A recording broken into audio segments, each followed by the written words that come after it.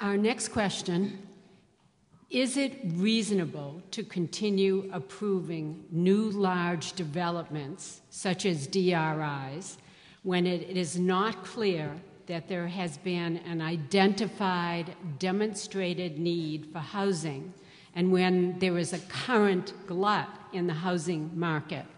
We'll begin with Ms. Chestnut. Okay, thank you. First, I don't think that the housing market, there are a lot of, I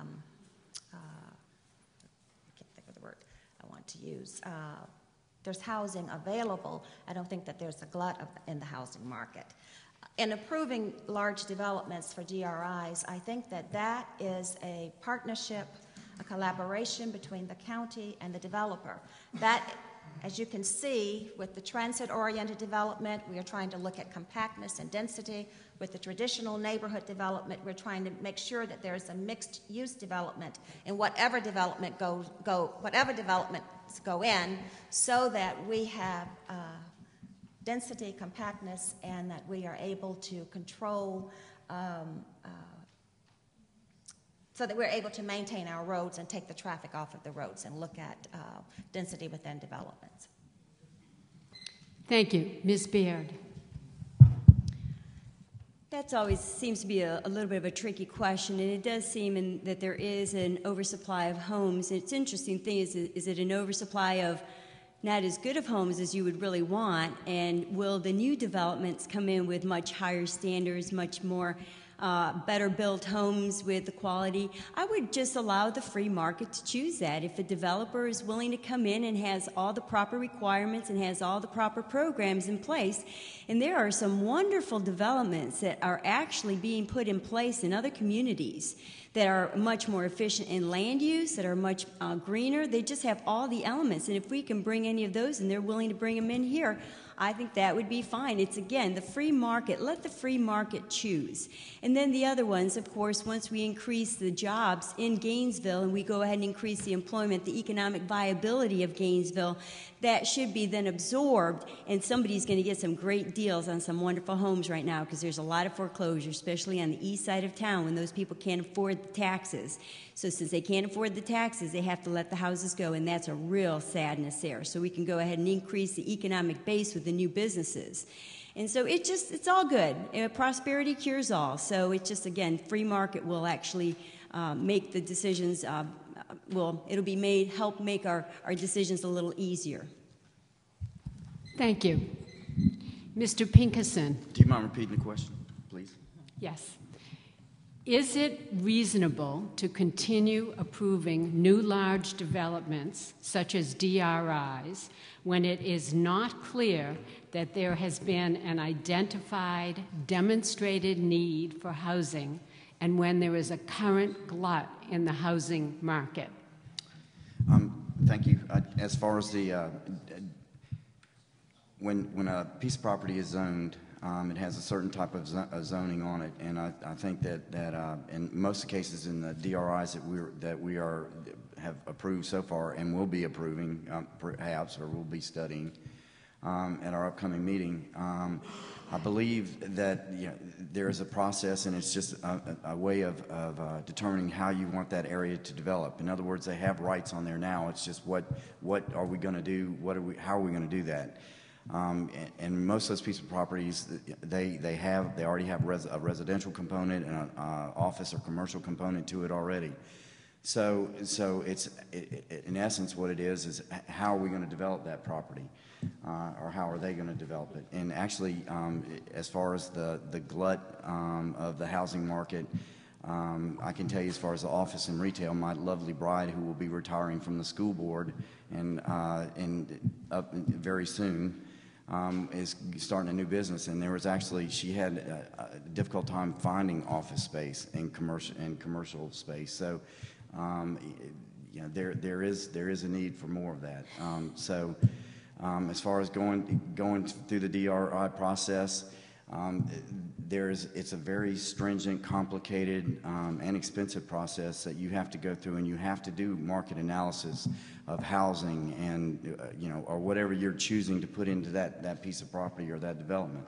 So they have to bring to us an analysis demonstrating that there is, in fact, market demand at some point in the future. And you have to realize that most of these, when we do these comprehensive plan amendments, they're for an extended period of time. They're for up to 20 years at a time that we're looking into the future. So at this point in time, what's happening now as opposed to what may be happening in 20 years, it could be very, very different. Thank you. Mr. Gabriel. First of all, I don't believe that the county, and I'm saying this because I heard a couple of things that leads me to want to say this, the county should not be in the land development business, period. But first of all, we have a comprehensive plan. The comprehensive plan directs development towards existing infrastructure. That's usually in our urban centers. That is adequate. I support that, and I would certainly continue to support that. I also believe that, as we've also already heard, that this is really a market-driven, free market kind of a phenomenon. When the market is there, then there'll be a need and someone will see fit to fill the need. We have to, on the same hand, we have to protect landowner rights, and we do that through the process, through zoning and land use designations, and it's ultimately, if it meets, if it satisfies the comprehensive plan, and they want to go ahead and make the investment and make the decision to develop some land, then by law, I would support that. I support their right to do that. Now, again, whether or not they sell a house or whether or not there's sufficient inventory in the market for either residential or commercial or industrial, that's not a determination that I believe that should necessarily be talked about at the county level, at the government level. It's a individual decision. Thank you. Thank you. There is an obvious need for infrastructure improvement, road repair, sewers, etc., in the county. How do you propose that the county pay for these improvements? We'll begin with Ms. Baird. That's a great question, and there's actually going to be a lot of needs in the future for a lot of other services that we're going to have to start thinking about as well. If you take a look at the land values and the property and the income coming in, it's going to be rough. So I think the first and foremost that any government should do at any point in time, whether they have a lot of money or a little bit of money, is prioritize. We need to make those priorities. They should have been done ages ago. They hadn't been done. Well, now we're going to be paying that price. So now we're going to go ahead and make those decisions. And first and foremost, stop the hemorrhaging. Non-essential services need to be eliminated for the time being because we cannot afford that. There is no way you can increase the taxes continuously and expect the people of Alachua County and the businesses of Alachua County to continue supporting all of that without those hardships starting to kick into place. It's becoming too much of a burden. So first, you just go ahead and look at the budget first. What can we cut? What is possible? What do we need to cut?